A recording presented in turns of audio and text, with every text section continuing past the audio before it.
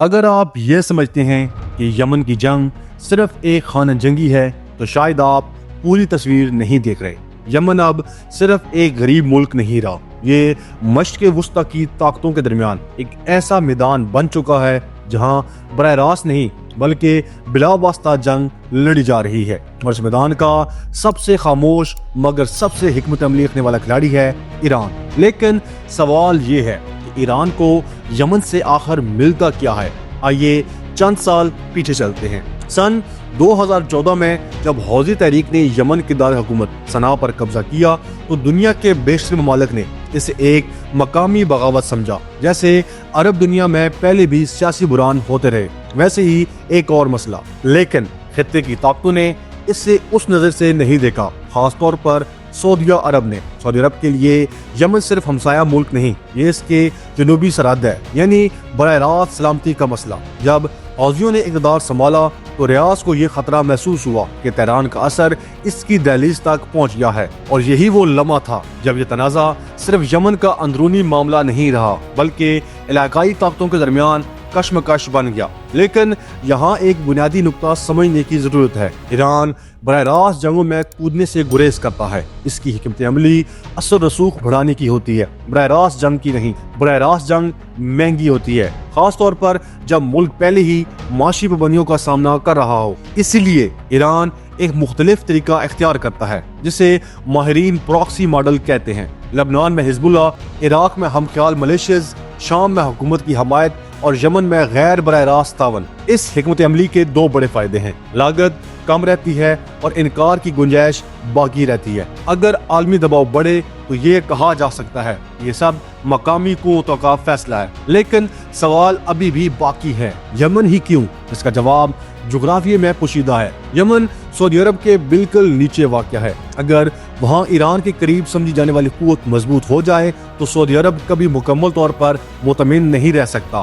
بین الاقوامی سیاست میں کبھی کبھی مقصد دشمن کو شکست دینا نہیں ہوتا بلکہ اسے مسلسل دفاعی پوزیشن میں رکھنا ہوتا ہے۔ ایران کو یمن فتح نہیں کرنا، ایران کو صرف اتنا کرنا ہے کہ سعودی عرب مستقل دباؤ میں رہے۔ حوثی علاقوں سے جب بھی کوئی میزائل داغا جاتا ہے تو وہ صرف عسکری کارروائی نہیں ہوتی، وہ ایک پیغام ہوتا ہے: ہم یہاں موجود ہیں اور ہماری پہنچ ہے۔ اس دباؤ کی معاشی قیمت بھی ہوتی ہے، دفاعی اخراجات بڑھتے ہیں، سرحدی نگرانی سخت ہوتی ہے، علاقائی ساکھ متاثر ہوتی ہے۔ ایک طویل جنگ کسی بھی ملک کو تھکا دیتی ہے اور یہی پراکسی حکمت عملی کا اصل مقصد ہوتا ہے۔ لیکن یمن کی اہمیت صرف خشکی تک محدود نہیں، اصل کہانی سمندر میں ہے۔ یمن کے قریب ایک نہایت اہم سمندری گزرگاہ جسے باب المنداب کہا جاتا ہے۔ اس نام کا مطلب ہے آنسوؤں کا دروازہ، اور یہ نام بلا وجہ نہیں رکھا گیا۔ ہر روز اس تنگ راستے سے لاکھوں بیرل تیل اور بے شمار تجارتی جہاز گزرتے ہیں۔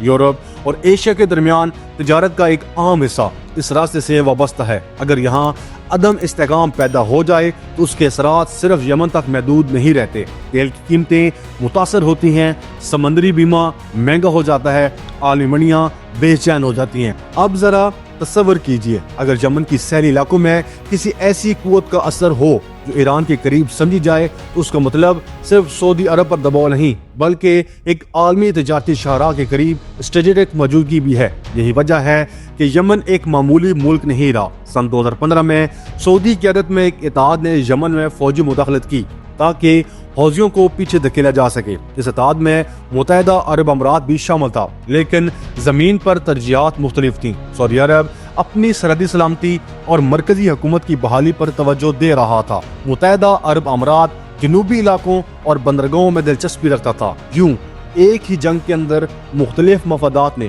صورتحال کو مزید پیچیدہ کر دیا۔ ایک طرف ایران کا اثر، دوسری طرف سعودی عرب کی سلامتی اور تیسری طرف امارات کی بحری حکمت عملی۔ یمن ایک جنگ سے بڑھ کر طاقت کے توازن کا میدان بن گیا، اور سب سے خطرناک بات یہ ہے کہ جب کوئی تنازع طویل ہو جائے تو اثر رسوخ جڑیں پکڑ لیتا ہے۔ ایران کو فوری فتح درکار نہیں، اسے صرف ایک مستقل قدم جمانا ہے۔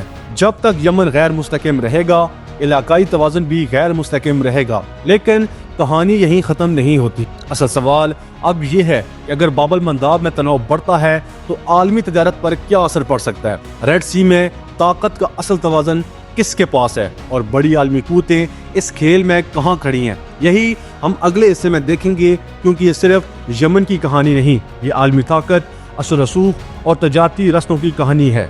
امید ہے آپ کو ہماری یہ ویڈیو پسند آئی ہوگی۔ ویڈیو کے نیکسٹ پارٹ تک کے لیے دیں اجازت۔ اللہ حافظ۔